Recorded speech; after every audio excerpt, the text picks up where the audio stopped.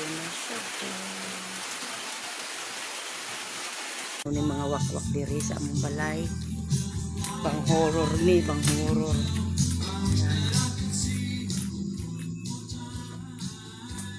Na iyang buhat. Mag-insinso siya, magpaaso. Muna iyang buhat. Kada gabi muna iyang buhat. May hapon mga bay. Pa alas 6 na ng hapon, pausok tayo ng kuan. Ito, insinso kamangyan.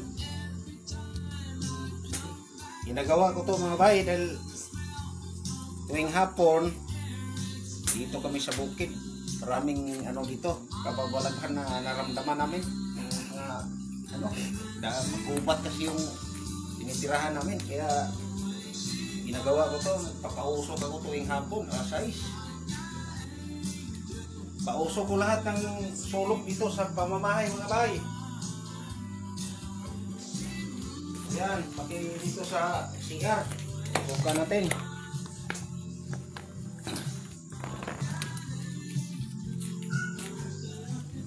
Tuwing hapon to mga bay. Ginagawa natin to.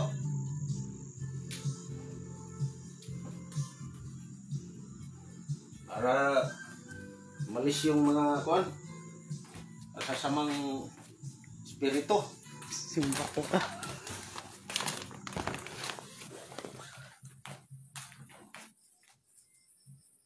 Dito tayo sa sala mga bay.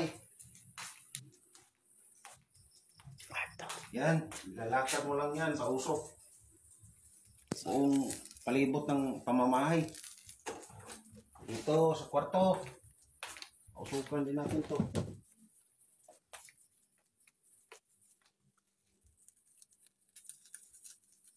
Bihira lang gumagawa nito mga bay, pero tuwing hapon ginagawa natin to.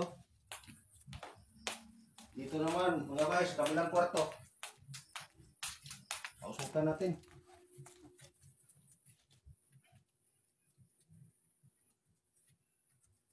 Lit na diha do. Dapat abrihan suga ni.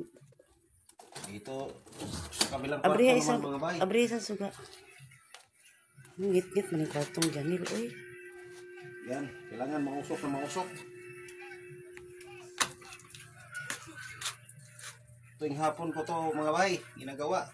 Tuwing alas 6 ng hapon. L'Oreal.